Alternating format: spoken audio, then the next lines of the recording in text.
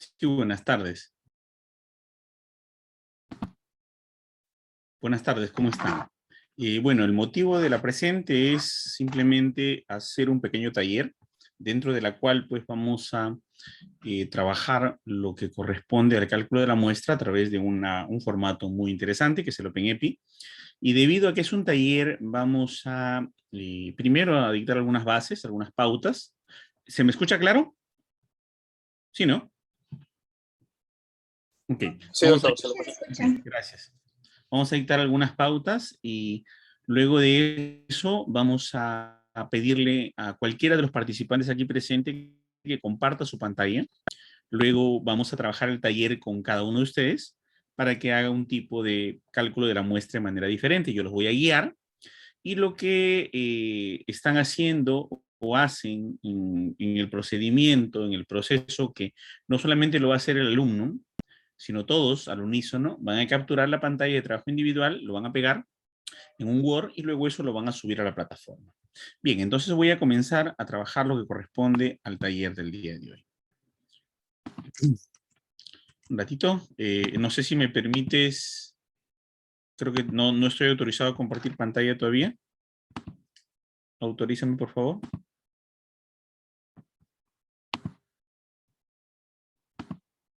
¿Ya estoy? Sí, doctor. Ok, perfecto.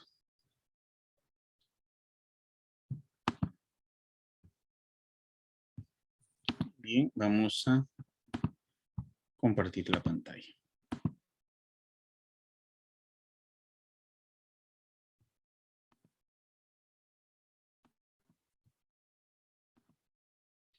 ¿Me confirman si logran ver? Sí, ¿no? Sí se logra ver. Perfecto. Bien, entonces, ¿qué es lo que vamos a hacer hoy día, no? Vamos a trabajar lo que es el tema del cálculo de la muestra. ¿Sí? Y el cálculo de la muestra se puede hacer en diferentes tipos de programas. Lo podemos trabajar en SPSS, lo podemos trabajar en EPINFO, lo podemos trabajar en Minitab, lo podemos trabajar en EPIDAT, lo podemos trabajar en OpenEPI y en cualquier otro tipo de programa o paquete compatible que ustedes puedan conocer o conozcan. Entonces, no es algo muy complicado. Lo que sí es importante saber que para el cálculo de la muestra, uy, está un poco lento, esto está demorando en cargar. Lo que es importante saber es algunas bases o principios, que son las investigaciones o los antecedentes que acompañan al cálculo de la muestra. Sí, espérense un poquito. Hay un parlante activo, por favor. Sí, lo mutean, gracias. Bien, voy a volver a presentar el archivo. Parece que está un poco lento. Un segundo.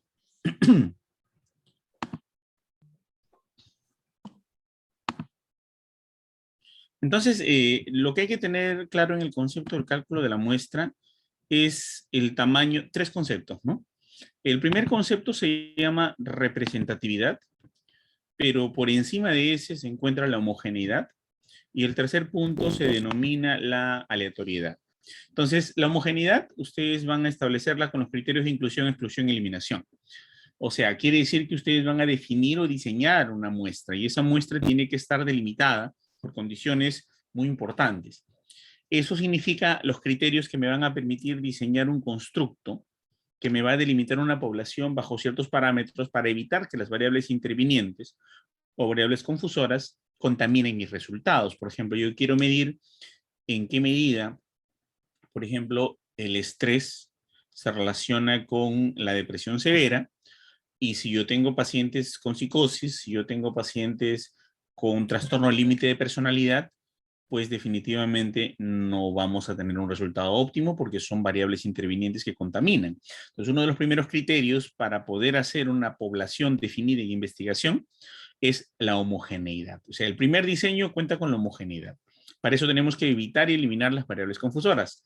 El segundo criterio para elegir una muestra adecuada es la representatividad, que se hace a través del cálculo de un tamaño de muestral adecuado que venga de una población y esa población diseñada previamente con características homogéneas voy a hacer un cálculo respectivo y con eso voy a tener la representatividad porque mi muestra debe representar a mi población. Y luego el tercer criterio para que mi investigación sea científica es que se cumpla con la aleatoriedad. Quiere decir que tienen que todos los miembros de la población tener la misma característica o la misma probabilidad de ser elegidos para poder ser constituidos como un integrante del marco muestral. Entonces yo tengo que una población, al hacer de manera aleatoria, voy a integrar a todos los componentes, a todos los elementos, a todas las personas, a todas las unidades del muestreo, y todos deberían tener la misma oportunidad de ser elegidos si es que nosotros hacemos un cálculo con aleatoriedad. Quiere decir entonces que si no se cumplen los tres principios, la investigación dejaría de ser científica o dejaría de tener la rigurosidad científica adecuada para poder hacer una investigación. Entonces, homogeneidad, representatividad y aleatoriedad. Lo que nos convoca aquí es el segundo componente, la representatividad. Entonces, para eso vamos a utilizar un programa, pero no sin antes definir algunos elementos muy importantes, ¿no? Como por ejemplo, ¿qué es el pH o la prueba de hipótesis, ¿no? Cuando nosotros hablamos de la prueba de hipótesis, tenemos que referirnos al valor de P. Y cuando nos referimos al valor de P, nos referimos a la probabilidad de ocurrencia de un evento. ¿No? Esta P no es por si acaso la significancia, esta P no es por si acaso otro elemento, sino es un P minúscula en cursiva, que significa pues la probabilidad de ocurrencia.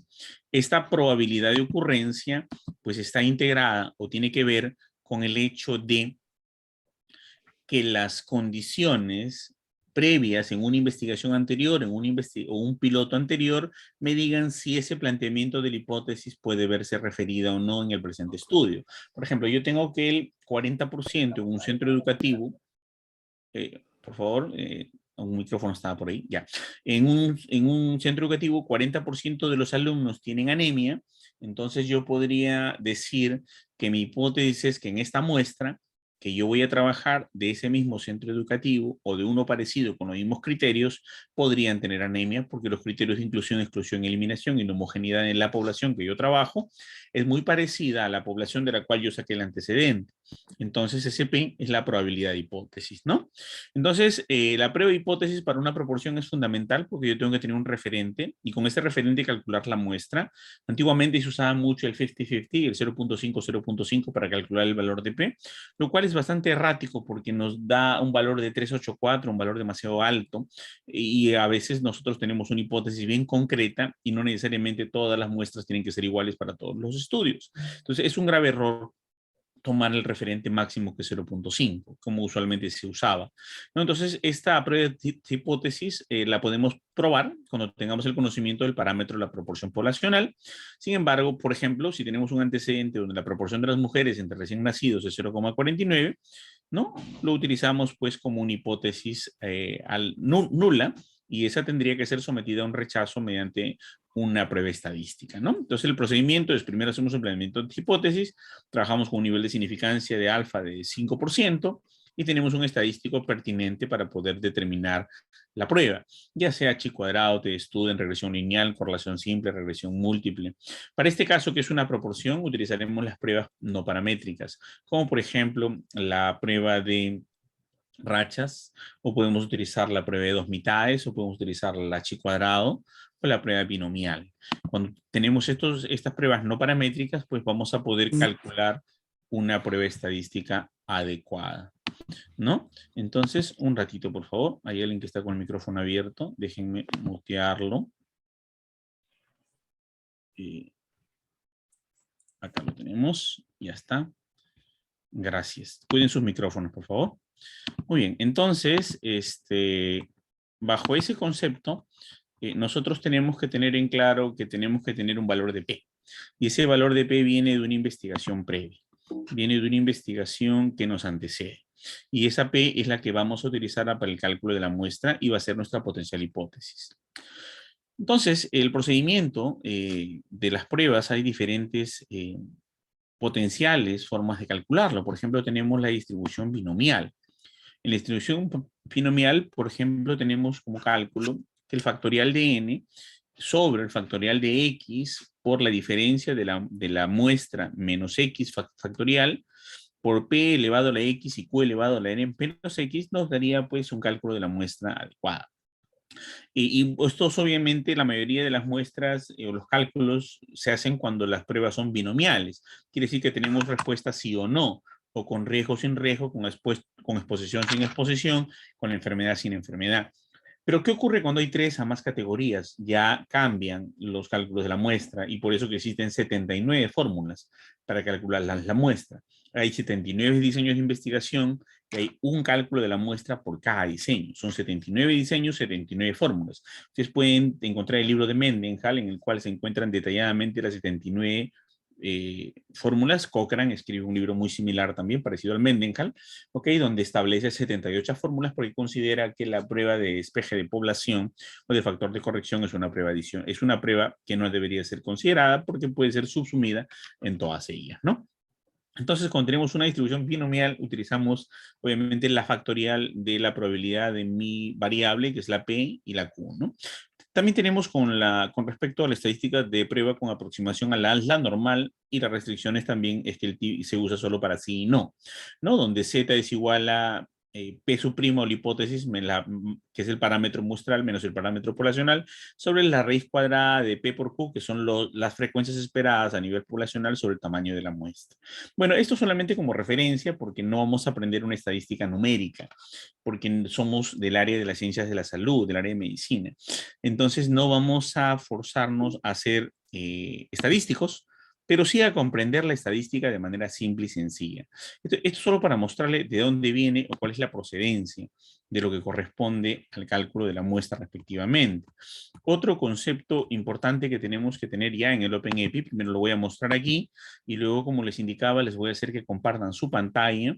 Y una vez que compartan su pantalla, vamos a hacer la prueba conmigo.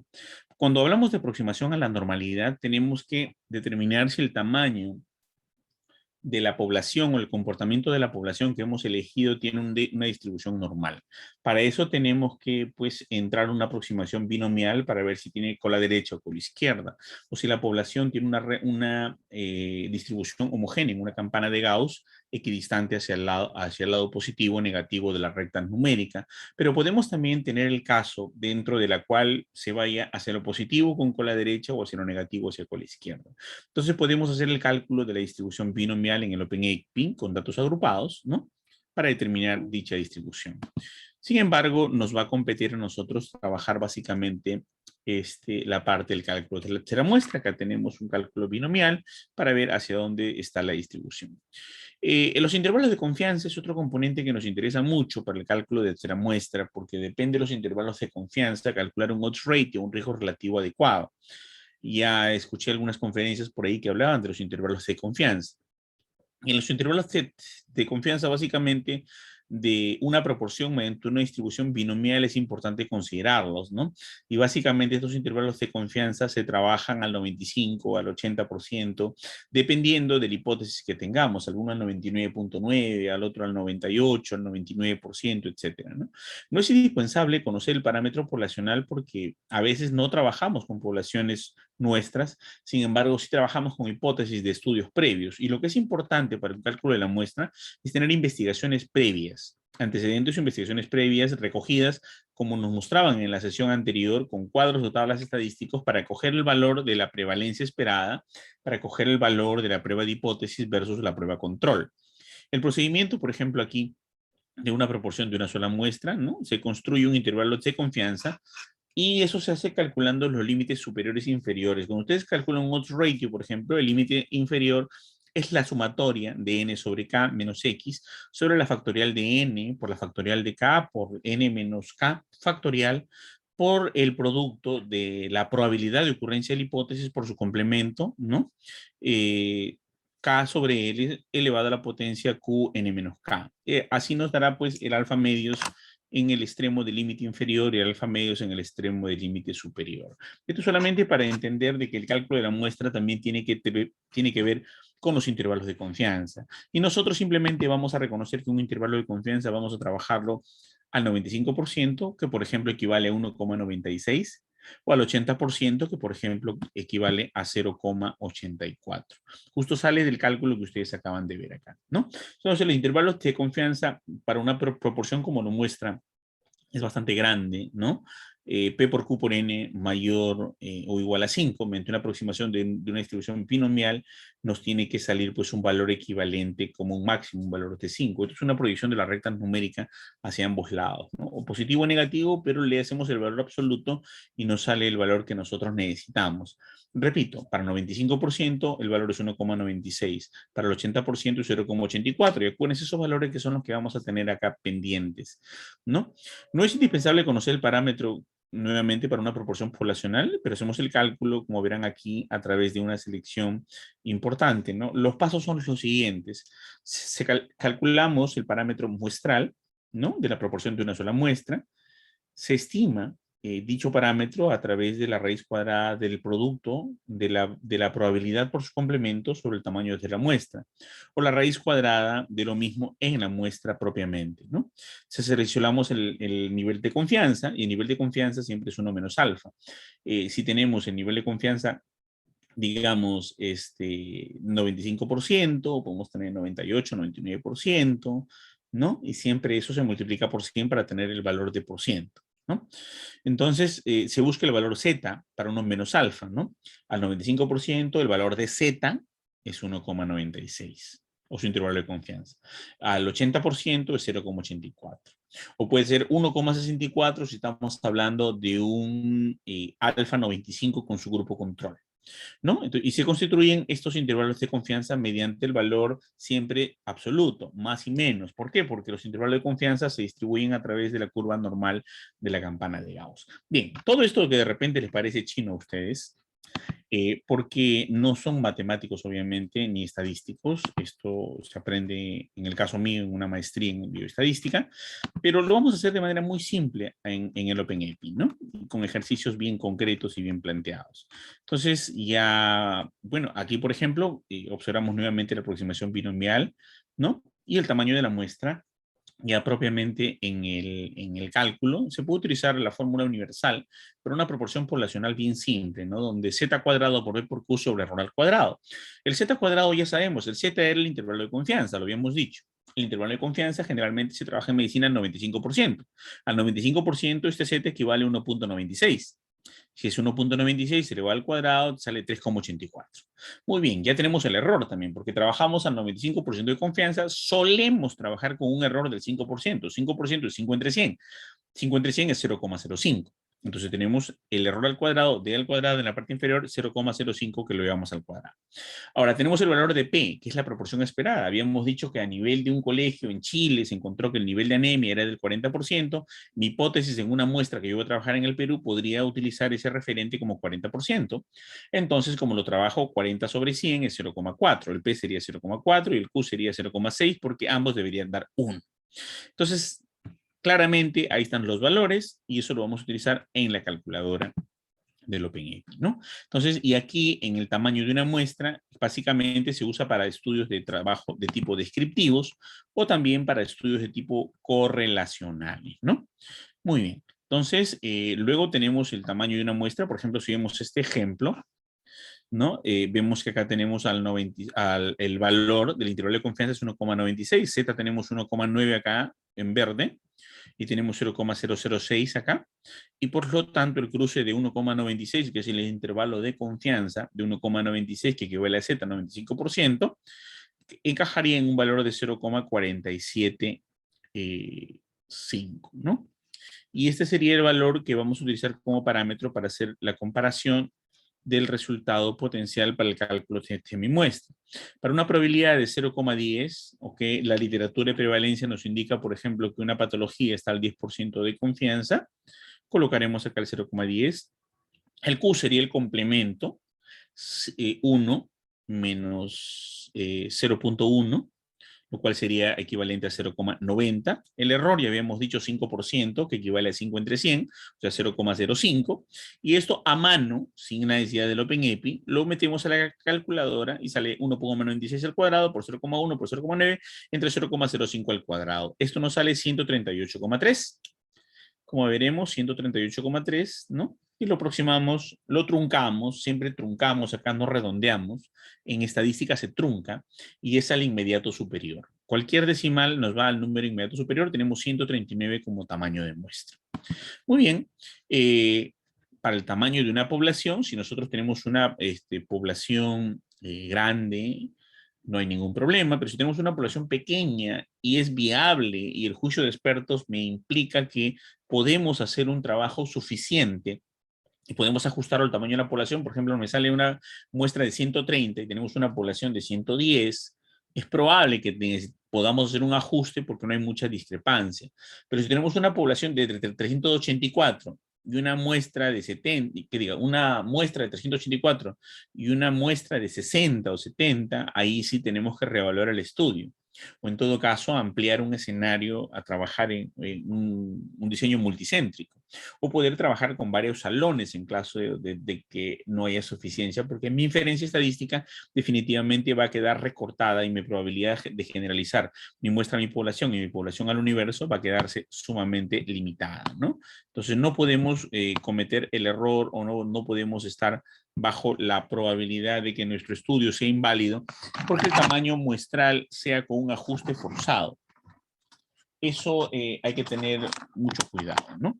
Entonces, bueno, acá se hace un ajuste en caso que sea suficiente y necesario el tamaño y podemos tener pues el indicador y decir que el tamaño de la muestra ajustada será el tamaño de la muestra inicial sobre 1 más el tamaño de la muestra ajustada sobre el tamaño de la población.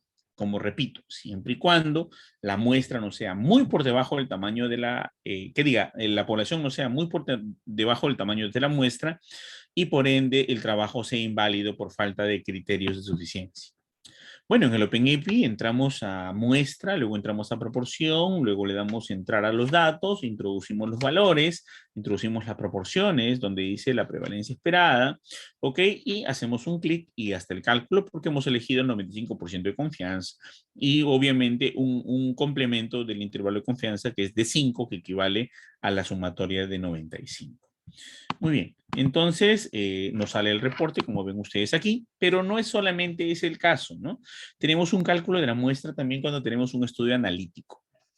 Cuando tenemos un estudio analítico, tenemos dos opciones, ¿no? Tenemos los casos y controles y tenemos las cohortes, o tenemos el estudio ambipectivo, o la cohorte retrospectiva, o la perspectiva histórica. Cualquiera de los diseños que pueda hacer un trabajo cuya causa está en el presente y el efecto está en el futuro, una cohorte con su cohorte y su control, o tenemos casos y controles donde tenemos el efecto y no efecto en el presente para ver la causa en el pasado, que es un caso control clásico, o podemos tener una perspectiva histórica cuya causa y no causa está en el pasado y en el presente volvemos el efecto, o podemos tener un trabajo de corte retrospectiva, donde podemos tener con causa sin causa en el pasado y con efecto sin efecto en el futuro, ¿no? Y vamos a ver el resultado. Entonces, para cualquiera de los diseños analíticos, ya sea caso control, cohorte ambipectiva, cohorte retrospectiva o una perspectiva histórica, cualquiera de los diseños utilizaremos los modelos de cálculo de la muestra analíticos, ¿no? Para eso, pues, hay una fórmula muy interesante en Mendenhall, que es la que ven ahí ustedes, y que no vamos a calcularla desde el punto de vista matemático. Hay una fórmula más sintetizada en Cochrane, que es Z alfa más Z beta al cuadrado por P1 por Q1 más P2 por Q2 sobre P1 menos P2 elevado al cuadrado. Y si se carga de ser con medias, eso tiene una fórmula bastante parecida, pero con diferencia de medias en la parte inferior, ¿no? Z alfa más Z beta al cuadrado por dos veces la división estándar al cuadrado sobre diferencia de medias del grupo 1 menos el grupo 2 al cuadrado.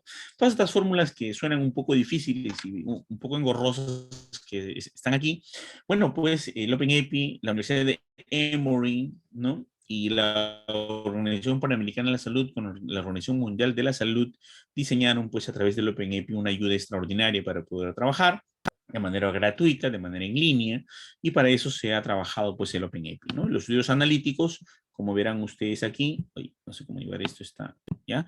¿No? Para la diferencia de medias, tenemos toda la fundamentación ya a mano, no tan simple como lo habíamos explicado en el cálculo de una proporción poblacional, acá ya es un estudio analítico con el despeje ya no con solamente suma división, sino empleando factorial, ¿no? Y bueno, acá tenemos un ejemplo de cálculo a mano.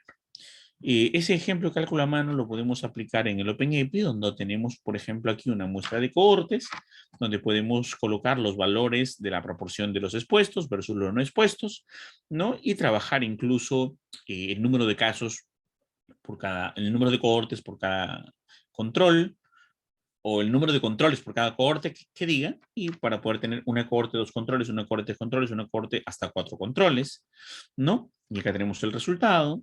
Y en el caso de casos y controles, metemos en el OpenEPI los datos de acuerdo a la cantidad de proporciones de los expuestos con el daño o los no expuestos con el daño. Como lo ven ustedes a través de la potencial literatura, reemplazamos los valores y ahí tenemos los resultados, ¿no? Bueno, basta de la teoría, porque esto es un taller, no nos han invitado a la teoría, por eso lo he pasado rápido, lo van a entender mejor en el taller. Y vamos a hacerlo de la siguiente forma. Voy a llamar a cualquier alumno, voluntario obviamente, para que nos comparta su pantalla, para el desarrollo de un ejercicio en vivo, ¿ya? Obviamente requerimos que tenga internet, que tenga una buena disposición, ¿no? Y luego de cada ejercicio desarrollado acá, vamos a hacer 5 ejercicios. Cada uno de ustedes va a capturar no la pantalla del Zoom, sino sus ejercicios hechos en su propio PenEpi, ¿ya? Que se ve el fondito de su computadora, por favor, de usted, con el ejercicio realizado. Y luego de esa captura de cada ejercicio que vamos a hacer con todos, ¿no? Que denota que han estado siguiendo, pero es un ratito y un micrófono abierto. Voy a silenciarlo, no sé quién es. Leslie, ya, vamos a silenciarlo. Ya, ok. Muy bien, entonces van a capturar cada pantalla en su ejercicio, ¿no? Realizado junto con nosotros en Word y luego lo van a subir a la plataforma, ¿no? Entonces ahora, señores, voy a dejar de compartir esta pantalla y voy a compartir una pantalla solito para que todos me sigan la instrucción. Voy a dar clic en más, ¿no? Y por favor, todos conmigo van a colocar en la parte superior openepi.com. openepi.com. Y a todos les debe salir esto que estamos haciendo aquí. Estadísticas epidemiológicas de código abierto para la salud pública, ¿no? Este es, ¿no?, de Escuela de Salud Pública de la Universidad de Emory. Y en la parte derecha tenemos el tamaño de la muestra. Aquí vamos a hacer todos los ejercicios. Vamos a trabajar una proporción, ¿no? De la forma como les he explicado, ¿cierto? Vamos a trabajar un caso control no pareado. Vamos a trabajar también una cohorte y vamos a trabajar diferencia de medias. Primero voy a hacerlo yo y luego ustedes, a los cuales los voy a llamar para poder hacer el taller, ¿ya? Entonces, por favor, todos síganme si fueran tan amables. Pongan clic en una proporción, tamaño de la muestra, proporción y pónganle introducir datos. ¿Ok? Una proporción e introducir datos. Muy bien, acá tenemos tamaño muestral para un porcentaje de una frecuencia de una población, muestras aleatorias. No pasa nada si tenemos 10.000, 1.000.000, 3.000. Por favor, sus micrófonos, silencienlos. Lo vamos a dejar en 1.000.000 de personas como población y vamos a ver aquí la frecuencia esperada. Por ejemplo, yo lo que espero aquí, reviso la literatura, reviso las investigaciones y encuentro que, por ejemplo, la prevalencia de infecciones de tricomoniasis en estudiantes universitarios de medicina, la tricomoniasis es una infección de transmisión sexual, es del 17%, por ejemplo. Ajá. Entonces, 17% de los estudiantes de medicina en general, ¿no? Tienen tricomoniasis, pero la prueba se hace en mujeres. Entonces, 17% de las mujeres estudiantes de medicina tienen prevalencia de tricomoniasis. Muy bien, este estudio es de el señor González, de la Universidad de Guadalajara, de México, publicado en el año 2019. Entonces encuentro que tiene 17%, donde dice frecuencia anticipada, el 17% es lo que salió de ese estudio. Muy bien, le doy Enter. Y luego dice el límite de confianza. Entonces voy a dejarle 5, porque 5 es el complemento del 95. Significa que estoy trabajando al 95% de confianza. Y eso es todo. Le damos clic en calcular y tenemos aquí el tamaño de la muestra, ¿no? Al 95% de confianza tenemos un tamaño de la muestra del 217 casos. ¿Ok? 217 casos. Ya podemos utilizar otros parámetros, pero fíjense, por más que mi muestra, por más que mi tamaño de mi población es 1.000.000, lo máximo que necesito al 99.99 son 854 personas. Y el 95%, 217 personas. Quiero que quede claro un concepto. Regreso a introducir datos y voy a cambiar aquí el tamaño de la población y ya no voy a poner 1.000.000, voy a poner 10.000. Y voy a darle clic en calcular. ¿Y cuánto es el tamaño de la muestra del 95%, señores? 213 casos. ¿Qué quiero que entiendan con ese concepto? Que mientras más grande la población, más pequeña la muestra. Mientras más pequeña la población, más grande la muestra. Va a haber un punto en el cual la población y la muestra van a chocar y van a coincidir. Pero luego va a haber un punto en el cual la muestra va a ser más grande que la población. Luego va a ser un punto en el cual la población va a ser tan pequeña que no va a ser útil, ni significativo, ni científico el estudio, porque la población va a ser muy por debajo del tamaño óptimo de la muestra. No concuerda con las prevalencias esperadas. Entonces hay que tener mucho cuidado de no rebasar el límite que solamente coincide el tamaño de la población quizá con el tamaño de la muestra. Si el tamaño de la muestra es más grande que el tamaño de la población, podemos decir ahí que el trabajo es inviable. No tiene la viabilidad adecuada. Y de eso hay que tener mucho cuidado. Una enfermera quiso hacer una investigación, por ejemplo, en una sala de urgencias donde tenía 6 enfermeras. Quería evaluar la eficacia del liderazgo en el desempeño laboral de las enfermeras. Y habían 6 enfermeras subalternas y una enfermera jefe. El liderazgo de esa sola jefe en las 6 enfermeras es una cosa absurda. ¿No? ¿Por qué? Porque en primer lugar no era variable, era constante, era una sola enfermera. Y esas tenían un solo tipo de liderazgo. Y el efecto de la productividad sí lo podía ver, pero 6 era insuficiente. El diseño mínimo nos reportaba que necesitaba 38 enfermeras cohortes y 38 enfermeras controles, o 38 enfermeras cohorte ambipectiva y 38 enfermeras cohorte control ambipectivo, ¿no? Entonces no era suficiente. Entonces lo que se le sugirió a la persona era que haga una investigación en varios hospitales, en una red, ¿no? Donde trabajen varios servicios de emergencia, donde por lo menos se cubra lo necesario con homogeneidad, representatividad y aleatoriedad. Porque si no cumple homogeneidad, representatividad y aleatoriedad, no hay la posibilidad de que se haga el estudio, ¿no? Entonces, a ver, el tamaño. Población grande, muestra pequeña. Sigue bajando la población, la muestra sigue igual. Como han visto acá, ha variado solo en 4. De 1.000.000 a 10.000, ahora en 4. Luego va a haber un momento en el cual coincida población y muestra y ya no es viable el estudio cuando la población es más pequeña que la muestra. Hay que tener muy claro eso. Otra cosa que es importante, por ejemplo, y ese ejemplo lo van a ver, si tenemos un señor, una persona muy alta, de 2,10 m, le sacamos sangre, 1 centímetro cúbico. A una persona de 1,50 m, 1 centímetro cúbico. A un bebé recién nacido de 3,2 kg, le sacamos 1 centímetro cúbico. Va a ser la misma cantidad de muestra independientemente que sea el tamaño.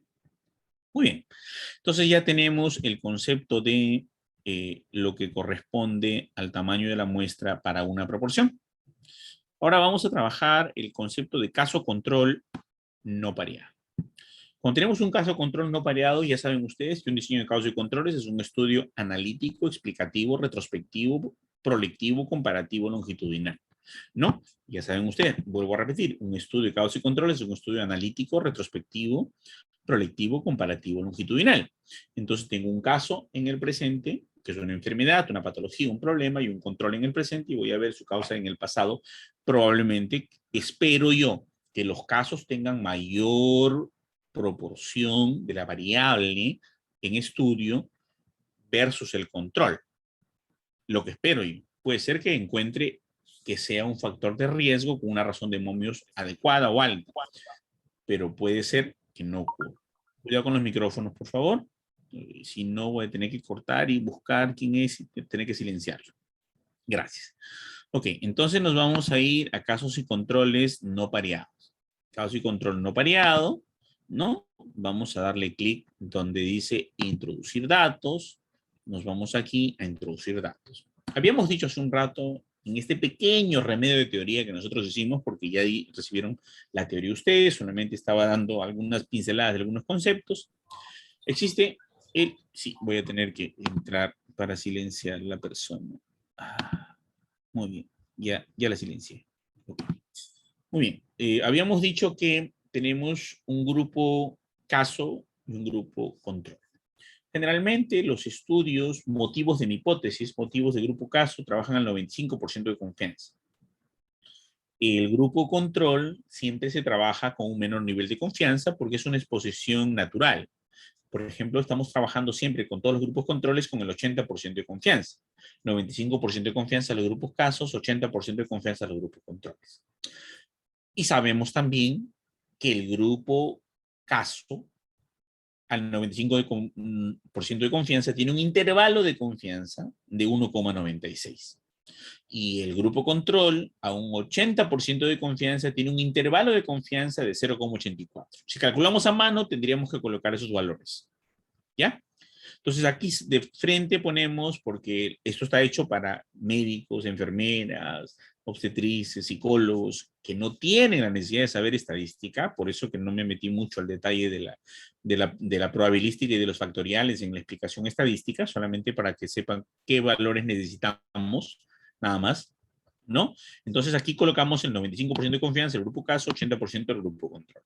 Luego dice razón de controles por caso. Acuérdense de que el concepto de los controles por caso se le llama poder. Podemos tener el poder 1, 2, 3 y 4. Poder de 1, un caso, un control. Poder 2, un caso, dos controles. Un caso, tres controles. Y un caso, cuatro controles, el poder 4. Más de 4 controles, el trabajo pierde sentido. Estarías haciendo un estudio con demasiado. Y acuérdense que en investigación científica tenemos que tener rapidez, precisión y prontitud. Por lo tanto, menos es más. Necesitamos un centímetro cúbico para saber si la persona tiene hipercolesterolemia. Y no más. Pero yo puedo sacarle 1 litro de sangre si quiero. 2 unidades. ¿Para qué? Para perder el tiempo quizá, para botar la sangre quizá, no tengo idea. Pero la cosa es que necesitamos solo 1 centímetro cúbico. Sacarle 2 centímetros cúbicos es irrelevante, 3 centímetros cúbicos es absurdo, ¿no? Y sacarle más unidades de sangre no tendría sentido. La muestra es lo justo y necesario, ¿no? Cuando ustedes preparan una olla de sopa, ustedes no se toman 2 platos de sopa para saber si la sopa está salada. Basta una cucharadita. No tampoco una gota, pero sí una cucharadita. Es lo justo y necesario. No es lo que querramos. No, más es mejor. Eso no es cierto. Porque significa que te vas a demorar más en el estudio, más en los resultados, más en conseguir información, más en hacer los cálculos. Y un estudio, cuanto más demora, menos útil. Tenemos que tener un estudio lo más pronto posible, ¿no? Entonces, hasta 4 es el poder necesario. Entonces aquí tenemos 1, podemos ponerle 2, podemos ponerle 3, podemos ponerle 4. Aquí en este caso lo vamos a dejar con el valor de 1 por ahora. Y por ejemplo, yo quiero ver, a ver si la parasitosis por Giardia lamblia se relaciona con la anemia infantil. Parasitosis por Giardia y anemia infantil. La anemia infantil de los niños mexicanos es del 45%. En un estudio de Almenara en el año 2020. Sin embargo, hay un estudio que nos habla de la Giardia y la parasitosis en Paraguay y refiere que los niños con giardiasis tienen parasitosis el 65% de los casos. Entonces acá tenemos porcentaje de casos con exposición y le ponemos 65%. Enter, ya está. Y nos sale automáticamente el odds ratio de investigación, el odds ratio de antecedentes, el odds ratio de revisión de la literatura, revisión crítica si quieren llamarlo, o de metaanálisis o de lo que sea, ¿ok? El odds ratio reportado previamente por los antecedentes es 2.27. Es un odds ratio teórico que tú esperas encontrar en tu estudio. Esperarías encontrar en tu estudio. Ok, entonces ya tenemos los datos, ¿no? 95% de confianza, 80% de control, 45% de prevalencia de la anemia de forma general, 65% de la anemia producida por giardiasis, y entonces vamos a dar clic en calcular y tenemos el cálculo de la muestra acá. ¿Qué nos dice el estudio? ¿Qué nos dice la fórmula? Que tenemos que tener 106 niños casos con 106 niños controles. Ajá, ¿qué significa eso? Casos y controles. Entonces tienes que tener 106 niños con anemia y 106 niños sin anemia. Y en los 106 niños con anemia, porque es casos y controles, en los 106 niños con anemia tienes que evaluar la prevalencia de giardiasis. Y en los 106 niños sin anemia también tienes que ver la prevalencia de Yarder-Ambler. ¿Ok? Bueno, la fórmula viene de Kelsey y otros, de método de epidemiología observacional, segunda edición, ¿no? Acá están las tablas del libro, o de Fleiss, métodos estadísticos, relaciones y proporciones, ¿no? El número de las fórmulas que están acá, ¿no? Bueno, entonces esto es básicamente el tamaño. Y utilizo siempre el Fleiss con corrección, ¿ya? ¿Por qué? Porque nos va a permitir tener un poquito más del tamaño, pero nos va a permitir trabajar con pérdida muestral potencial, o sea, con muerte poblacional o con muerte accidental de las unidades de muestreo. Cuando me refiero a muerte accidental de unidades de muestreo, me refiero a que perdí historias, a que viajó el paciente, no me refiero a fallecimientos, ¿ya? Ok, entonces ese es un estudio de casos y controles. Vayan atendiendo, vayan tomando fotos, vayan capturando la pantalla, porque luego voy a hacer que hagan el ejercicio ustedes. Elegimos al azar a cualquiera de los compañeros acá presentes. Luego el tercer modelo de cálculo de la muestra es cohorte, ¿no? La cohorte o ensayo clínico. ¿Por qué la cohorte o el ensayo clínico? Por una cosa bien simple, ¿no? El ensayo clínico y las cohortes son prácticamente lo mismo, un estudio experimental de 2 casillas, o ya sea pues 4 grupos de estudio de Solomon, o pretest post con grupo control, antes después con grupo control, ¿no? O eh, antes después con grupo gold estándar, etcétera. Eh, Tiene pues 2 unidades. Y nosotros podemos hacer variantes muy importantes, ya sea diseños experimentales como cuadrado latino, contrabalanceado, anidado múltiple, anidado simple, podemos trabajar diseños de bloques aleatorios, diseños factoriales, pero ya nos estamos metiendo otras cosas más avanzadas, ¿no? En la medicina primero se empieza por el principio y con lo básico, concreto y fundamental. Podemos tener 72 diseños de investigación experimental muy complejos, y eso se tienen que trabajar a detalle, ¿no? El día de mañana vamos a trabajar eso en una conferencia, pero ahora no es el motivo. El motivo de ahora es trabajar básicamente 2x2. O sea, quiere decir, pretest, posttest con grupo control, antes, después con grupo testigo, o antes y después con grupo placebo, ¿ok? De control. Entonces, básicamente es el experimento más básico en el que estamos subsumidos aquí, o la cohorte. Igual, tiene tu cohorte, tiene tu control y evalúas en el futuro el efecto. Entonces, ¿en qué se asemejan el ensayo clínico con la cohorte? Que son aplicados, uno es experimental, el otro es el explicativo, ¿no? La cohorte es explicativa, el ensayo clínico es experimental, ¿no? Entonces, la cohorte es aplicado, explicativo, prospectivo, proyectivo, comparativo, longitudinal. Mientras que el ensayo clínico es aplicado, experimental, prospectivo, proyectivo, comparativo, longitudinal. Entonces, obviamente se parecen mucho. Entonces, por eso que se usa el mismo formato, la misma fórmula, que es cohorte o ensayo clínico. Bueno, entramos aquí, le damos clic en introducir datos. Y una vez que hemos introducido los datos, tenemos pues el tamaño de la muestra. Ya saben que todo grupo cohorte, al igual que el grupo caso, se trabaja al 95% de confianza. Si lo van a hacer a mano, 1,96 de los intervalos de confianza. ¿Ok? En el caso de el control, al 80% de confianza, generalmente es el valor más usado en medicina. Ya saben, si lo calculan a mano, equivale a 0,84 si ven los intervalos de confianza, que creo que Augusto hizo una conferencia sobre intervalos de confianza previamente. Muy bien trabajada. Ok, bueno, y acá tenemos lo que corresponde a porcentaje de expuestos y de no expuestos, porque ya no es caso, sino exposición. Digamos que tenemos un trabajo de fumar y cáncer. Y queremos hacer un trabajo muy similar nosotros entre fumar y cáncer. Entonces vamos a ver que la prevalencia de cáncer de forma natural de pulmón, corresponde a un 11% de la población. Ese es un estudio trabajado en Bolivia, ¿no? Por Santagedeo, Santagedea, que diga, en el año 2018, que reporta que la prevalencia de cáncer de pulmón en Bolivia equivale al 11% de la población de riesgo. Mientras que encontramos un estudio que refiere que aquellos que fuman, ¿ok? Expuestos positivos, en una población de riesgo también tienen una prevalencia de cáncer de pulmón del 27%. Entonces, esto sale de un estudio mexicano de Gonzaga del año 2018 en la revista oficial de la Universidad Autónoma de México.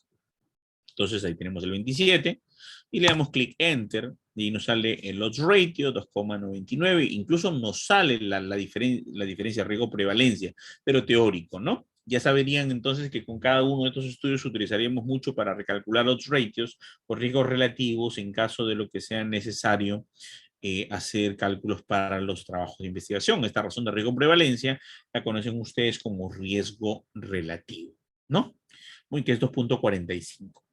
Y la diferencia de riesgo-prevalencia, 16. ¿Qué hacemos para hacer el cálculo? Damos clic en calcular y ahí tenemos, señores, nuestro tamaño muestral de las cohortes y los controles. Entonces tenemos que tener 107 pacientes fumadores de población de riesgo, o sea, mayores de 45 años, que sean trabajadores, que estén estresados, que sean trabajadores de oficina, etcétera, etcétera, ¿no? 107 fumadores sedentarios, etcétera, que tengan todas las mismas condiciones, tanto en los cohortes como en los controles. Mientras que tenemos 107 controles. Evaluamos de 45 a años en adelante, ¿no? Que empiecen a fumar consuetudinariamente y vamos a ver, pues, si en 10 o 15 años van a reportar cáncer de pulmón. 107 fumadores, 107 no fumadores. Utilizamos FLACE porque podrían algunos fumadores no convertirse en fumadores y algunos no fumadores convertirse en fumadores. Tenemos una posibilidad de pérdida de, mira, de 95 a 107, por lo menos tenemos una posibilidad de pérdida de 12 personas. Eso es una pérdida bastante grande. Sin embargo, pues tomamos la mayor con corrección para poder soportar esa pérdida y tener pues por lo menos un FLACE básico en el cálculo del tamaño de la muestra, ¿no? Y esto sería pues el trabajo de las cohortes o el experimento ensayo clínico controlado, ¿no? Bueno, esto es básicamente para el cálculo de las cohortes. Vamos a ver ahora la diferencia de medias. Pero ¿qué pasa, señoras y señores, si tenemos que la variable no es cualitativa, sino es cuantitativa? O sea, ustedes saben que existen dos tipos de variables. La primera variable, el primer tipo, bueno, hay dos clasificaciones. Las variables del punto de vista metodológico y del punto de vista estadístico. Del punto de vista metodológico, las variables son dos. Variable independiente y variable dependiente. Si lo veamos al campo de la matemática, tenemos la variable X y la variable Y. O eje de las abscisas, X, Y, eje de las ordenadas. Y por lo tanto, la relación entre estas dos variables será una función. F de X es igual a 2X cuadrado más 3X más 2. O la función F de X es igual a 4X. O F de X es igual a logaritmo neperiano de X más 2X medio más 4, por decir. Y tenemos una función. Entonces, en esa variable, en esa función, esa relación de dos variables, independiente y dependiente, es clasificada desde el punto de vista metodológico. Pero el punto de vista es, ojo, profe, ¿no hay variables intervinientes? No. Las variables intervinientes no existen. Las variables intervinientes son sesgos. Y los sesgos tenemos que o erradicarlos o controlarlos. En ningún estudio serio, científico, que suele ser biomédico, existen variables intervinientes. A estas variables intervinientes o variables confusoras tenemos que, bajo los criterios de homogeneidad, criterios de inclusión, exclusión y eliminación, erradicarlas. O en todo caso, si se me pasó una que es incontrolable en un diseño experimental, yo puedo hacer un diseño en bloques aleatorios para poder controlar una variable interviniente que podría sesgar mi estudio. O en el caso de que sean dos variables intervinientes forzosamente que no puedo manejar, haré pues un diseño cuadrado latino, un experimento, para poder evitar el sesgo, la contaminación de esa variable interviniente. Por lo tanto, señores, toda investigación se hace en muestras homogéneas. Y hay que tener mucho cuidado con el manejo de las variables intervinientes. Por lo tanto, solo hay dos variables, independiente y dependiente, metodológicamente hablando. Estadísticamente hablando, cambia la cosa. Tenemos variables de tipo cualitativas y cuantitativas. Todas las tres primeras fórmulas que hemos visto aquí para el cálculo de la muestra, la proporción, caso de control no pareado y cohorte, es para variables cualitativas dicotómicas, ¿no? O sea, nominales. Quiere decir, sí, no, con enfermedad, sin enfermedad, con la exposición, sin la exposición. O sea, y las variables del punto de vista cualitativo se clasifican en variables cualitativas nominales o variables cualitativas ordinales. Para las variables cualitativas ordinales se utilizan otro tipo de cálculo de la muestra. Todo lo que hemos visto no encaja, no va. ¿Ok? Ya utilizaremos derivadas, integraciones para hacer un cálculo con tres grupos o más. En este caso, solamente es para variables nominales y para variables dicotómicas, ¿ya? Eso que tiene que quedar muy claro. Porque las pruebas, incluso la prueba estadística para una variable cualitativa, dicotómica, es chi cuadrado, por ejemplo, porque son cruce de dos variables nominales, ¿no? ¿Y qué prueba es chi cuadrado? Chi cuadrado de independencia de criterios, o chi cuadrado de Mantel-Hansel. Pero cuando son chi cuadrado para variables nominales con 4 o 5 categorías, ya utilizaremos chi cuadrado de Pearson, o chi cuadrado de independencia de criterios. No, miento, o chi cuadrado de máxima verosimilitud. Ya no utilizaremos lo que usamos en las dicotómicas. En el caso de las variables cualitativas ordinales es diferente. Utilizamos pruebas estadísticas como, por ejemplo, la correlación de Spearman o R de Spearman, ¿no? Porque son variables que son ascendentes, bueno, regular y malo, o puede ser dolor leve, moderado, severo, etcétera, ¿no? En el caso de las variables numéricas, cuantitativas, el cálculo de la muestra se hace con diferencia de medias. Ojo, una tingencia, siempre y cuando sean dos grupos comparativos y sean dos promedios que comparar.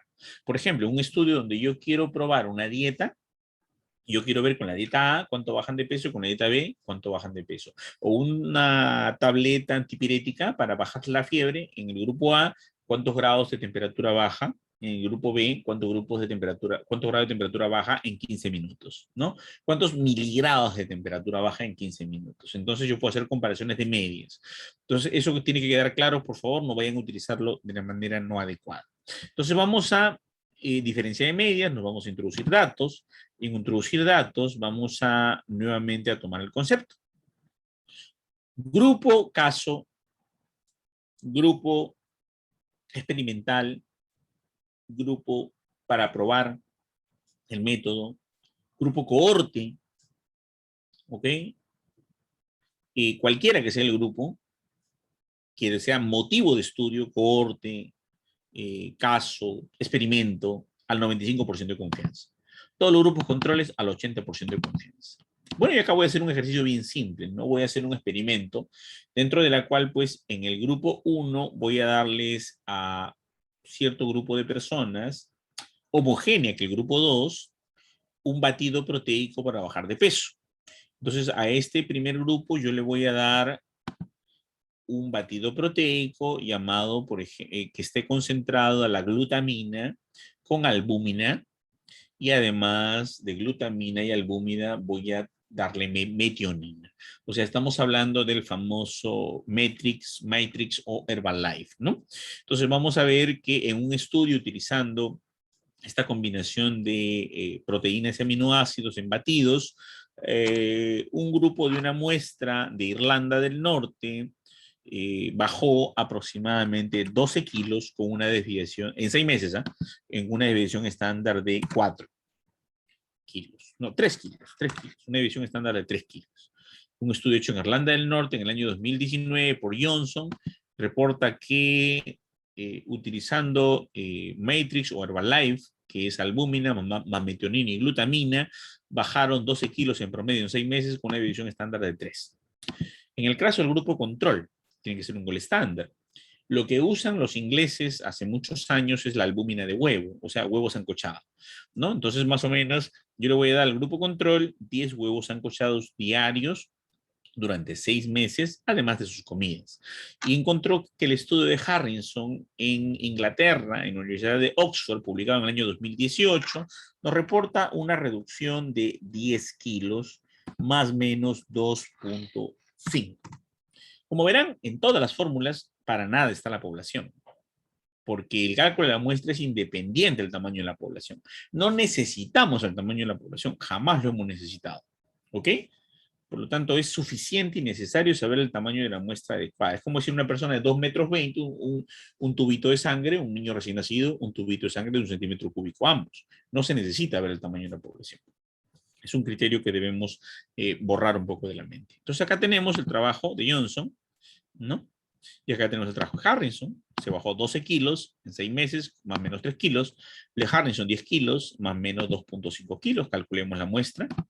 Ok, y encontramos que el tamaño de la muestra experimental 1 es de 30 el tamaño de la muestra control es de 30. Quiere decir que a 30 personas les vamos a dar durante 6 meses este batido proteico hecho de albúmina, de metionina, más glutamina, más a estos 30 controles le estaremos dando pues una cantidad de 10 huevos sancochados durante 6 meses para poder tener un efecto necesario. Y bueno, y acá tenemos entonces los 4 esquemas del tamaño de la muestra, ¿no? La proporción, el caso control no pareado, la cohorte y el ensayo clínico y la diferencia de medidas. Finalmente, vemos la potencia. En la potencia vamos a ir básicamente a números aleatorios y en números aleatorios vamos a darle clic a introducir datos. Y acá viene el problema. Habíamos dicho que 3 criterios para elegir el tamaño de la muestra. Primero, la homogeneidad. Quiere decir que tu población tiene que estar definida de manera homogénea. Los criterios de inclusión, exclusión y eliminación deben ser tan precisos que no permitan la entrada de variables intervinientes o variables extrañas que contaminen o desnaturalicen o destruyan tu investigación o la malogren o la llenen de sesgos. El segundo criterio era la representatividad, que justamente está basada en el cálculo de la muestra a través de las fórmulas, que son 79 fórmulas en el libro de Mendenhall, pero que solamente son 4 básicas que estamos aprendiendo aquí, las 4 ABC, las 4 principales, que estamos aprendiéndolas aquí a través del programa OpenEpi, que es una colaboración de la Universidad de Emory con la Organización Mundial de la Salud y la CDC, ¿no? Y en esta colaboración, en este cálculo de la muestra, nos permite cumplir además con el tercer criterio, que es la aleatoriedad. Una investigación es científica si es aleatoria. Un experimento es experimento si es aleatorio. Si no es aleatorio es cuasi experimento. Incluso refutado y no aceptado casi en ninguna revista científica de cuartil 1, porque se requiere la aleatoriedad para no cometer un sesgo. Yo puedo elegir a personas que tengan defensas muy altas para recibir un tratamiento, que sean inmunes o que tengan una alta resistencia al dolor para probar un antiinflamatorio o un analgésico. Y eso podría distorsionar por conflictos de interés mi investigación. Así que lo que me asegura la veracidad, la calidad de la investigación es la aleatoriedad, además de la representatividad y la homogeneidad. Pero la aleatoriedad nos dice que todos los integrantes de la población tienen la misma probabilidad de ser elegidos en el tamaño de la muestra. Yo no elegiría accidentalmente a mis amigos, a los que conozco, a nadie. Eso será un muestreo no probabilístico. Y el muestreo no probabilístico solo sirve para las investigaciones de tipo cualitativas. O sea, esas investigaciones donde tú haces grupos focales, entrevista en profundidad, grabas 2 horas de narrativa, la gente te explica a través de un discurso hablado durante 1 hora, cómo aconteció su problema de salud, qué le pasó, si hacemos un estudio de caso de tipo cualitativo o un estudio etnográfico, fenomenológico, historiográfico, teoría fundamentada o incidente crítico, que es otra cosa que no tiene nada que ver con el paradigma positivista, que es la metodología cuantitativa que estamos utilizando, ahí podemos utilizar muestreo no probabilístico. En el caso de la investigación cuantitativa, siempre es muestreo probabilístico. De lo contrario, todos tus trabajos, todo tu trabajo, todas tus conclusiones, toda tu inferencia, toda tu hipótesis se caen. Eso tienes que tener en claro. Entonces, bueno, por ejemplo aquí, para cumplir con lo probabilístico, el valor más bajo de un tamaño de población es 1. En el primer caso, la primera persona. El valor más alto significa el tamaño de tu población. Por ejemplo, acá sí necesito el tamaño de la población para la probabilidad, para que trabajes la aleatoriedad. Por ejemplo, son 2.500. Y de las 2.500 personas, te tocó sacar una muestra de 143. 2.500, el tamaño de la población, la persona mínima 1, tamaño de la muestra 143, le damos clic en calcular, y ahí tenemos la relación de las personas sorteadas desde el 1 hasta el 2.500, los 143 casos elegidos. Esto se llama, señores, la tabla de números aleatorios. Y tal cual están los números aquí, usted rotulará a los integrantes de la población, les pondrá un código para luego sortearlos y establecer que estos son los números seleccionados. Bien, señores. Entonces yo dejo de compartir ahorita. Hemos explicado todo esto y ahora vamos a elegir a las personas necesarias para hacer el taller. Muy bien. Vamos a elegir, primero vamos a elegir voluntarios. ¿Alguno de ustedes quiere ser voluntario, por favor, para poder participar compartiéndonos una página web en blanco y entrando al OpenEpi para trabajar un ejercicio? Levante la mano algún voluntario. ¿O elijo yo? Chicos, ¿están ahí? Muy bien. Empezamos con Jean-Pierre. ¿Qué tal? Buenas Jean-Pierre. noches, doctor. ¿Qué tal, Jean-Pierre? Si nos permites, por favor, compartir luego con Valladolid y luego con Leslie. ¿Ya? Así en ese orden. A ver, Jean-Pierre, comparte tu pantalla, por favor. Deje su manito levantada, por favor. Comparte tu pantalla. Muy bien. Ok. Jean-Pierre, vas a hacer, a ver, te voy a dictar un problema, que todos lo anoten, por favor. Te voy a dictar un problema para que lo razones rápidamente. Vamos a hacer que calcules el tamaño de la muestra. Anota, calcular el tamaño de la muestra. Si una investigación previa reportó 6% de pediculosis capitis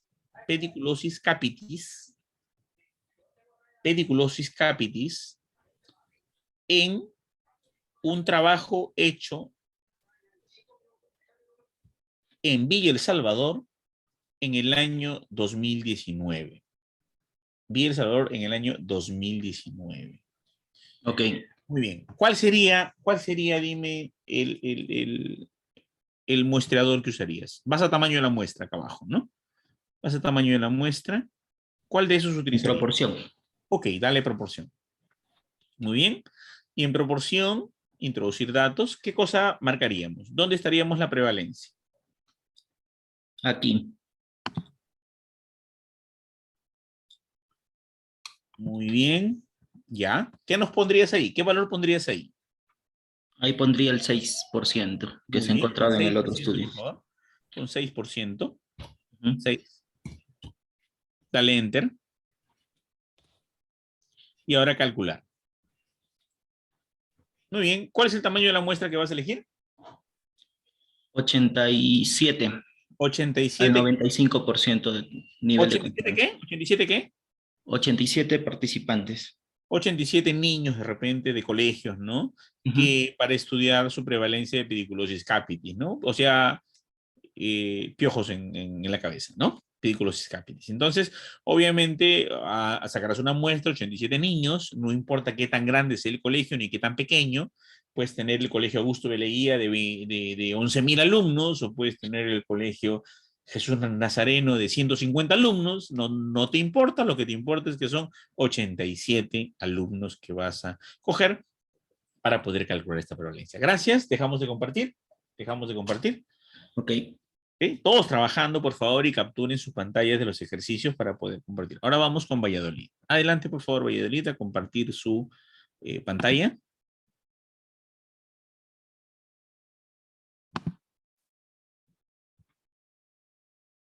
Valladolid. Sí, un momentito, por favor.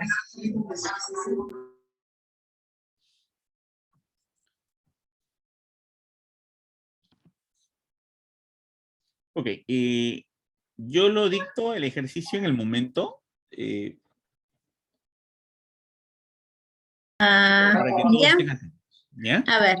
A ver, comparta la pantalla, por favor.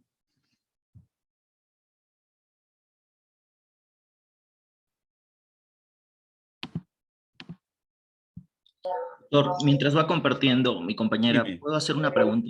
dime en pie. ¿Qué pasa Adelante. si es que no tenemos estudios o antecedentes que nos muestren una prevalencia? Ya, dale una más, por favor, ahí, una más por ahí. Abre una página nueva. Ujú. ¿Qué pasa si no tenemos estudios donde no hay antecedentes o no hay prevalencia? Sería muy raro. Sería una enfermedad muy rara. Eso pasó, por ejemplo, con los primeros casos de el COVID. No habían antecedentes, pero tendría que ser una pandemia nueva. Lo que pasa es que no tenemos las bibliotecas virtuales adecuadas para encontrar investigaciones. Tienes que entrar a Science Direct, Scopus, Web of Science, JSTOR, Medline, PubMed, Relax, Embase, ¿no?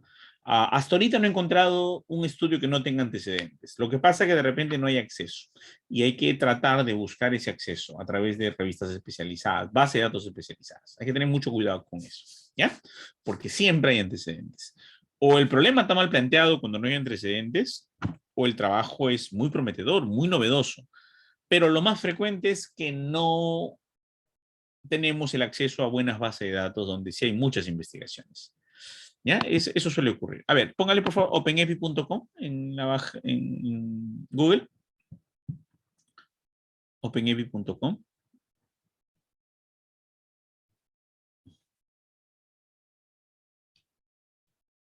Ya, entré por favor al OpenEpi. Muy bien. Ya, atentos todos por favor. Atentos todos, vaya tamaño de muestra.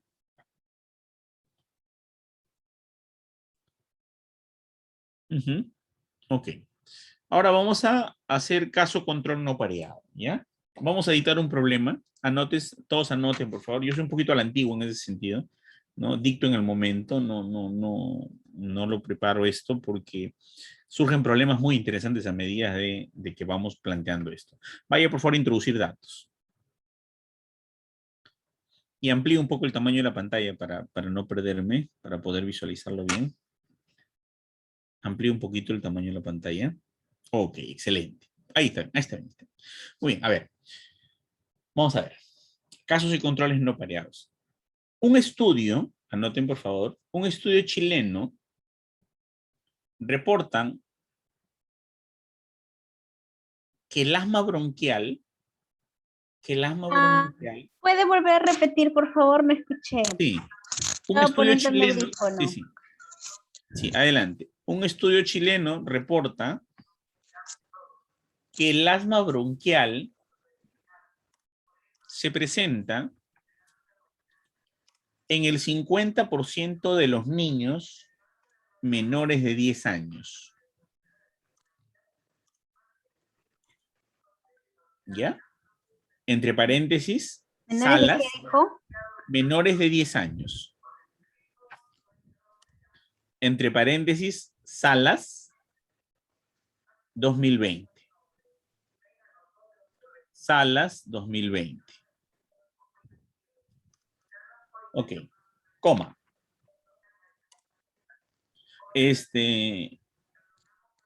Otro estudio mexicano de Bermúdez muestra que el 68% de los niños menores de 10 años presentan asma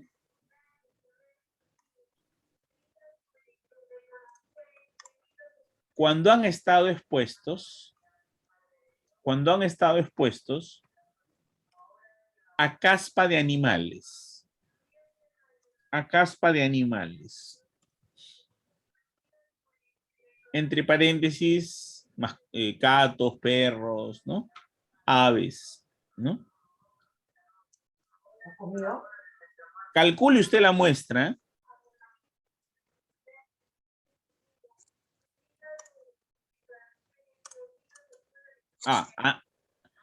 Sí, después de Bermúdez ponga el año 2019, me olvidé el año, siempre tiene que ser de una cita, ¿no? Entre paréntesis 2019, ya. Calcule usted la muestra, ya está. Muy bien, vámonos entonces al OpenEpi, ¿no? Atentos con esos datos, por favor, atentos con esos datos. Muy bien, entonces 95% de confianza, 80% de control. Aquí donde dice porcentaje de controles expuestos y acá abajo dice porcentaje de casos con exposición. ¿Qué porcentaje iría donde dice controles expuestos? De los dos. ¿El mayor o el menor? ¿El mayor? No, es el menor, porque es el sin menor. exposición. El menor. Ahí sería entonces donde dice controles expuestos. ¿Cuánto ponemos? 50 y... Era 50, creo. 50. 50, muy bien. Perfecto. Muy bien. Y abajo, porcentaje de casos con exposición, 68. Enter. Dale Enter. El botón del Enter de la computadora. Uy, se borró. Algo pasó. Ah, ya está. ¿Ahí se ve? Y ahí está. Muy bien. Entonces tenemos 127 casos y 127 controles. Quiere decir que vamos a tener 127 niños con asma y 127 niños sin asma. A los 127 niños con asma vamos a aplicar un cuestionario. Si ha tenido mascotas en su niñez, perros, gatos, aves, y por cuántos años y cuánto tiempo ha presentado la crianza o la tenencia de sus mascotas. Y estos 127 niños sin asma también. Vamos a preguntarles sobre la presencia de aves, ¿no? Perros o gatos. Y vamos a establecer, y esperamos por hipótesis, que por lo menos 50, 60, o 70, 75% de los que tienen asma hayan tenido mascotas. Y esperamos que menos de la mitad de los que no tienen asma hayan tenido mascotas, para ver si hay diferencias estadísticamente significativas, ¿no? Esa es nuestra hipótesis. Puede que encontremos lo mismo o puede que encontremos otra cosa. Todos los niños tienen que ser sanos, todos los niños no tienen que tener ningún otro problema más que asma. Ok. Muy bien. Gracias, Valladolid. Excelente. Gracias. Perfecto. Muy bien, deja de compartir. Ok. A ver, un ratito. Yesenia estaba conversando y nos interrumpía con el audio. Ya, ok. Ya la muteamos a Yesenia. Muy bien, Leslie, por favor, compártanos su pantalla.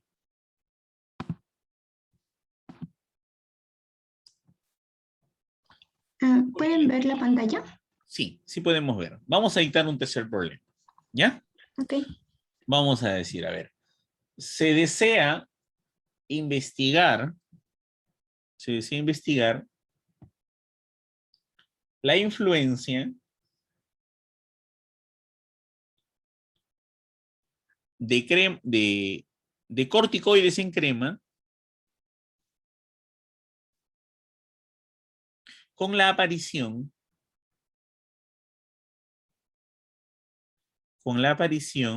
de dermatitis atópica.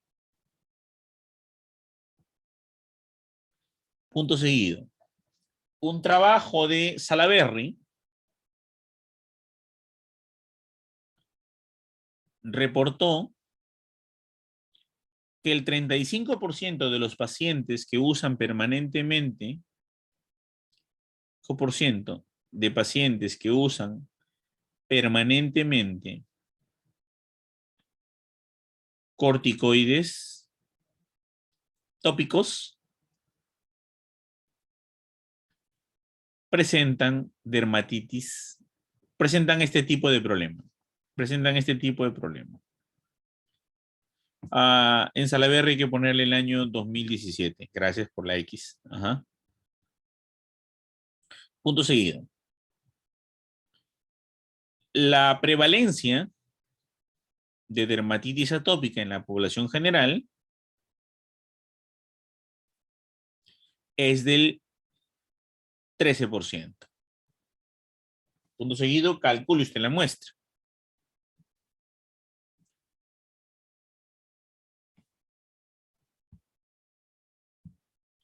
Muy bien. Ahora vamos a la procedencia. Vamos a la página, por favor, del OpenAPI. Muy bien. Ahora nos iríamos a cohortes, ¿verdad? Sí. Muy bien. Vamos a introducir datos. Ampliemos un poco, por favor, para poder visualizar. Ok, muy bien. Entonces ya sabemos que el 95% el grupo de cohorte, 80% el grupo control. El porcentaje de no expuestos, o sea, ¿cuál es la prevalencia de dermatitis atópica de la población general? El porcentaje de no expuestos. 13%. 13%, muy bien. Entonces ponemos 13%, ¿verdad? Y ahora nos vamos al porcentaje de expuestos positivos. En el porcentaje de expuestos positivos, la prevalencia de dermatitis atópica 35%. por corticoides, 35%. Muy bien, dale enter. Muy bien, vamos a calcular. Ok, necesitamos entonces 67 personas que usen cremas tópicas, como por ejemplo Quadriderm, Triderm, Notil, ¿no? Algún otro tipo de cremas tópicas corticoides y ver cuántos de ellos hacen dermatitis atópica, ¿no? La dermatitis atópica produce desfacilaciones de la piel, sangrado espontáneo, irritación, pruritos, llagas, laceraciones, etcétera, ¿verdad? Entonces, versus 67 personas que no usen cremas corticoides y vamos a ver la prevalencia de dermatitis atópica en ellos. Esperamos por hipótesis, por literatura, por antecedentes, por investigaciones, que 67 personas, por lo menos 30-40% tengan dermatitis atópica si es que usaron las cremas corticoides. Versus el grupo de control esperamos que entre 10 a 20% hagan por lo menos esa prevalencia de ese problema. ¿Ok? Muy bien, gracias. Perfecto, gracias. Dejamos de compartir pantalla. Vamos a ver un voluntario más que no sea los que están, que hayan salido. ¿Alguno más, por favor? Para hacer diferencia de medias. ¿Quién se anima? ¿Llamo yo? Se pone ustedes mismos de voluntarios. Chicos. Gustavo, ¿te animas?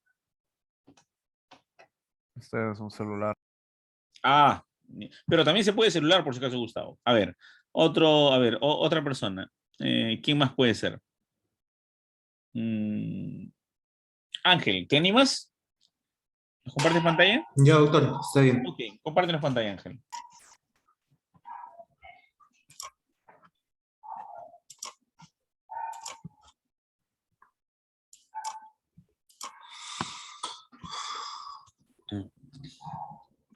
Muy bien, nos vamos entonces a diferencia de medias. Te voy a quitar un problemita, ¿ya? A ver. Muy bien. Se quiere realizar un estudio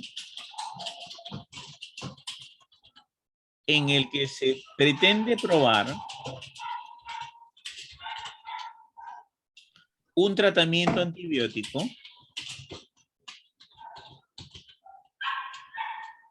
para la dermatitis cutánea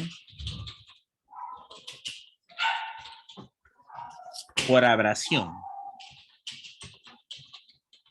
O sea, te caíste, te raspaste la piel, tienes 3 a 5 centímetros de piel expuesta, hay infección, vas a tu consulta y te tienen que dar un tratamiento para dermatitis cutánea por abrasión, ¿no? Y se usan 2 antibióticos.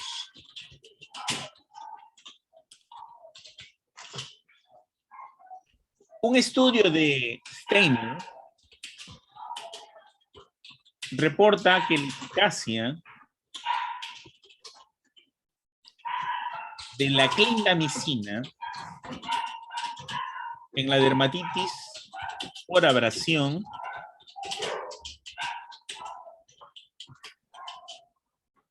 es de aproximadamente 10 días de terapia más o menos 3. En Steiner, ponle por favor 2018.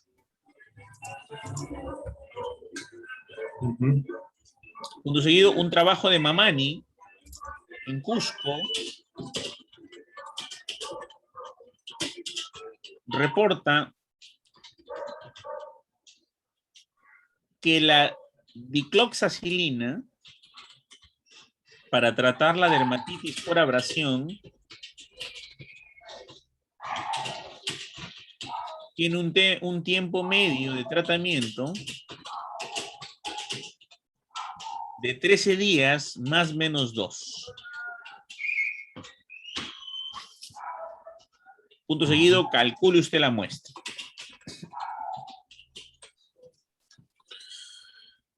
Bien, entonces vamos a nuestro deber. 95%, el grupo experimental, el grupo cohorte, el grupo caso, falta el grupo control, ¿no? A ver, acá creo que se te borró el 80%. No, espérate. Tienes que ir a tamaño de la muestra. Tamaño de la muestra. Abajo. Abajo, tamaño de la muestra. Más abajo. Tamaño de la muestra. Diferencia de media, ¿cierto? Así es. Tú estás yendo a comparación de medios, otra cosa. Introducir datos. Y ahora sí. 95% de confianza, 80% del grupo control. Acá tienes que poner en el grupo 1, ¿qué cosa? Un tratamiento, ¿verdad? Sí. A ver, la clindamicina. ¿Cuántos tiempos demora en tratar la dermatitis? 10 días, ¿no? Ok, ponle 10. Y su deviación estándar abajo. Ujú. Más o menos 3. Ajá, 3 nada más. En el otro, Y el otro era 13 días. ajá, ponle. Y deviación 2. estándar. Perfecto, calcula 2. la muestra. Y necesita, señores, 12 12. personas con dermatitis por abrasión, o sea, niños que se hayan raspado la pierna patinando, que se hayan caído corriendo, ¿no? Que los haya arrastrado el bus, que hayan tenido una herida infectada. 12 niños con un tratamiento, es con clindamicina y otro con dicloxacilina bioral. Muy bien. Entonces, esos son las dos. Ahora, acá hay un problema. 12 reporta la estadística que muestra insuficiencia. Entonces, o buscamos otro estudio para poder compensar, porque lo mínimo en la estadística es 15, ¿no? Para que haya suficiencia de potencia de datos para el análisis estadístico. Entonces, o yo tomo la decisión de que uso 15-15, o voy a buscar un estudio diferente que me dé otro dato, a lo mejor para poder tener una mayor comparabilidad. Por ejemplo, ya con el cálculo la muestra puede ser 19-19, 20-20, 18-18. Como se darán cuenta ustedes, en la diferencia de medias y en los trabajos de causa y controles y cohortes, los tamaños de muestra son más pequeños en comparación a los estudios de proporciones, que son tamaños de muestras más grandes. Los estudios de proporciones se usan para descriptivos simples y para trabajos correlacionales, explicando que los trabajos correlacionales tienen ambas variables en cada unidad de muestreo. Usted tiene coeficiente intelectual, usted tiene una nota. Todos tienen coeficiente intelectual, todos tienen una nota. Y como todos tienen coeficiente intelectual y todos tienen una nota, no podemos armar grupos.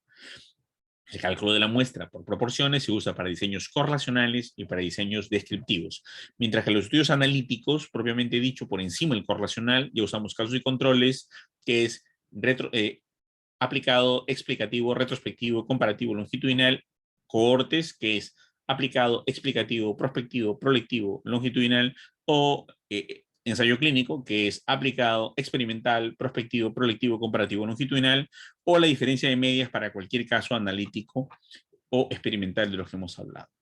Bien, gracias, por favor, déjanos de compartir tu pantalla. Muy bien, chicos, gracias. Entonces, eso es el taller con lo que respecta el día de hoy. ¿Cuál es la tarea que tienen que hacer? Subir este ejercicio que hemos practicado en un Word, ¿no? Capturar las pantallas que ustedes han hecho, ya sea en el celular o en su computadora. Ponen las páginas que han capturado por cada uno de los 5 ejercicios que hemos hecho y lo suben a la plataforma en una tarea que nuestro amigo Jorge va a crear o ha creado. Bien, muchachos, gracias. Eso sería... Doctor, yo tengo una pregunta. Dígame, Diana. O sea, la muestra que me da el OpenEPI es la muestra que sí o sí tengo que hacer, porque por ejemplo... Sí, dígame. O sea, por ejemplo, ¿qué pasa si me da una muestra súper grande y no, o sea, y no es factible que, por ejemplo, me da como muestra 700 personas a muestrar? Si Yo no sale voy a un poder. trabajo con 700 personas, es probable que el diseño, el planteamiento del problema está mal hecho. Por ejemplo, es como que quieras probar el efecto del targa para el VIH versus la aspirina para enfrentar el VIH. Entonces es una eficacia del 78% de la inhibición retroviral versus 0%. Entonces eso te va a salir una muestra de 700, 700, 800, 800. Generalmente cuando no hay muy buena revisión de la literatura o está mal planteado el diseño sale así. No, nunca sale tan grande. No, eso Pero no. no puedo como que jugar con los datos para ir No. Tienes que disminuyendo. buscar investigaciones que te fundamenten. No se puede jugar con los datos. Tienes que buscar investigaciones que te den la certeza, la confianza para la representatividad de las investigaciones. No se puede jugar. Y si el tamaño de la muestra, por ejemplo, sale 300, 200 enfermeras, 150 alumnos, pero caramba, en Medicina Cayetano son solamente quinto ciclo o tercer año, el sexto ciclo y quinto ciclo son 120 alumnos. Pucha, y a mí me sale 215. Pero ¿tú qué quieres medir? Yo quiero medir la eficacia de la educación virtual en el aprendizaje. ¿Y por qué le pusiste Cayetano Heredia? Si es la eficacia de la educación virtual en el aprendizaje de la medicina. ¿Por qué tiene que llamarse Cayetano Heredia? ¿Entiendes? En todo caso, en universidades particulares, si comparas Cayetano con otra universidad particular, qué sé yo, o San Martín con Cayetano, porque tu meta, tu objetivo, no es como el aprendizaje, la enseñanza virtual a través del Moodle o a través de Chamilo o a través de Webex o a través de la plataforma Blackboard influye en el aprendizaje del alumno en Cayetano. No se llama Cayetano. Cuando tú extrapoles tus resultados al planeta, al mundo, no dices de Cayetano. Es la metodología Webex o Chamilo o Moodle o Blackboard o el sistema a través de las TICs interactivas con la modalidad o la metodología de chat interactivo o talleres sincrónicos como el que hemos hecho ahorita. Esta metodología que estamos trabajando se llama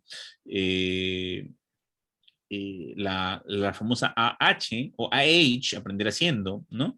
Que es hacerlo junto con los alumnos, interactuándolo, una metodología que yo lo aprendí en la Universidad de Miami, que me parece interesante. Y de repente esa metodología la puedo hacer en aula como en virtual, ¿no? Y funciona. Tú quieres ver si la metodología AH es eficaz en el aprendizaje de la estadística. No que si lleve el apellido de San Martín, el apellido de Garcilaso, Villarreal o Católica, no, me interesa en el estudiante. Ahora, si es de medicina, focalizo a los de medicina, pero no tiene por qué circunscribirse.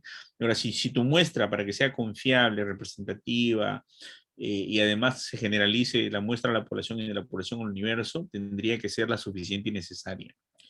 Digamos, si te salen 140 y los alumnos de Cayetano son 150, puedes hacer un ajuste poblacional y puede que no coincida mucho, pero ese es un caso excepcional y tiene que revisarlo un comité de expertos para ver si el tamaño de tu muestra es suficiente para tu inferencia. Si no, tendrías que revisarlo con mucho cuidado. Y no puedes jugar con los datos, tienes que encontrar investigaciones. O sea, si te sale para abajo el tamaño de la muestra, puedes jugar para arriba. Pero si te sale para arriba el tamaño de la muestra, no puedes jugar para abajo. ¿Ok? Porque le quita confiabilidad y generalización. Tienes que encontrar, por eso que lo principal en una investigación es encontrar investigaciones previas, antecedentes, papers, revisiones sistemáticas, tesis, ¿no? Es muy valioso entrar a ProQuest para ver tesis, ¿no? Investigaciones previas. Es fundamental porque de lo contrario el trabajo pierde confiabilidad. Leslie, adelante. Gracias, doctor. Está bien. Buenas noches. En caso de que yo busque antecedentes, por ejemplo, hablando de diabetes, yo quiero ver el ensayo, en un ensayo aleatorizado, la eficacia de apps para un control de estas. Pero el estudio que encontré que me muestra qué prevalencia llega a desarrollar o no complicaciones es de otro país, pero a mí me interesa, tengo que buscar una prevalencia general también de ese país, o no importa eso, porque también las características de la población me pueden dar una prevalencia distinta a la que yo encuentre, por ejemplo, en un ensayo clínico aleatorizado. Sí. Esa era mi pregunta. Sí. A ver, tú tienes una investigación rusa y una investigación italiana. Y no hay más. Bueno, usas la italiana. No hace tanto frío, por lo menos son latinos, o bueno, de origen latino, tienen algunas coincidencias. Y es lo que hay. Si es una italiana y una americana, pues utilizarás la prevalencia americana. Tienes una prevalencia americana y una mexicana, utilizarás la mexicana. Si tienes 3 mexicanas, ustedes pueden calcular incluso el promedio. Si tienes una mexicana y una argentina, apuestas por Argentina. Y si es una argentina y una boliviana, es lo más cercano a tu realidad. ¿Qué quiero decir con esto? Siempre se toman los antecedentes más próximos a tu realidad. O la media de las proporciones de los antecedentes más próximos a tu realidad. Pero la idea es que el antecedente que tú coges es aquel que más se te aproxime. Pero a veces no hay tan próximo a tu realidad, pero hay algo lejano. Eso es mejor que nada. Porque acuérdense que ustedes están hablando, y ahora vamos a otro punto. ¿Por qué es valioso un antecedente o una proporción, una prevalencia dentro del marco de los criterios de inclusión, exclusión y eliminación rusa o china o irlandesa? Porque miren, ustedes ven 2 variables. Es ¿Cuántos niños con Giardia lamblia hacen anemia? O sea, la Giardia lamblia no es gringa, ni es mexicana, ni es china, ni es rusa. Y la anemia no es gringa, no es rusa, no es americana, no es peruana. Tú estás viendo Giardia lamblia y anemia. Si tienes Giardia lamblia, tendrá anemia y la probabilidad será muy alta. Por lo tanto, en el país que ocurra, si la población es homogénea, la causa debe ser la misma. Hice una investigación hace algún tiempo sobre la relación entre la comunicación de los adolescentes a los padres y la decisión de abortar. En China, 75% de las adolescentes que abortaron no tenían confianza con sus padres. Me refiero padre varón, el hombre, no la mujer. En Los Ángeles, California, 76% de las mujeres, de las adolescentes que abortaron no tenían confianza con su padre. En México, 69% de las mujeres que abortaron no tenían confianza con su padre. En Argentina, 74% de las mujeres adolescentes que abortaron no tenían confianza con su padre. En Luxemburgo, 78% de los adolescentes que abortaron no tenían confianza con su padre. Miren, se está relacionando decisión de abortar y confianza, comunicación con el padre. No importa qué país tenga. Son dos variables que, si la población es homogénea, tienen que estar analizadas y sujetas a evitar una variable interviniente. Y peor cuando es biológica. Giardia lamblia y anemia. No importa el país del que provenga, las proporciones y prevalencias debieran ser las mismas, salvo que el estudio tenga sesgo de selección. Si el estudio citado tiene sesgo de selección, ahí sí estamos graves. Y puede ser que las prevalencias encontradas sean muy dispersas, muy diversas, muy encontradas. ¿Ok? Pero de lo que nosotros hablamos es de que en caso de que existan situaciones muy similares y muchos antecedentes, elegimos los más próximos a nuestra realidad. Por posible sesgo de selección, asumiendo que sus investigaciones estén mal hechas. Ahora, su pregunta sobre la prevalencia de la variable sin la causa, sin la exposición. El INEI, el Ministerio de Salud, tiene las proporciones de casi todo en el Perú. No necesitamos, para este caso, irnos a un estudio extranjero, salvo que no lo tengamos. ¿Ok? El grupo control, en otras palabras, suele estar en datos estadísticos locales. Si no lo hay, acudiremos a estudios próximos o internacionales. Pero sí, la relación de las dos variables, del P1 o de este cálculo del 95% de confianza, donde se asocian ambas variables, es así, van a estar clarísimos en cualquier escenario. ¿Por qué? Porque son las dos variables que se relacionan. Y las proporciones deben ser similares en China, Estados Unidos, Perú, Bolivia o Guatemala, en cualquier lugar. Bien. Gracias. Okay. Disculpe, una cosa de lo que mencionó que si tenemos varias realidades próximas, sacar una media de ambas. Sí. O sea, Por ejemplo, si tenemos una realidad boliviana y una ecuatoriana, las proporciones son similares, podemos sacar una media de las proporciones. Sí, eso es válido. Es otra técnica. Muchas gracias. Muy bien. Cárdenas, por favor. Buenas noches, doctor. Mi pregunta era muy parecida a la que ya había mencionado, ¿no? ¿Qué pasa si es que quiero realizar un estudio, encuentro varios antecedentes que se parecen a lo que yo también quiero investigar? ¿Cuál de ellos escogería? ¿Cuál sería mejor para el estudio? ¿O en qué me basaría? Sí, el más próximo a tu realidad, como habíamos comentado, ¿no?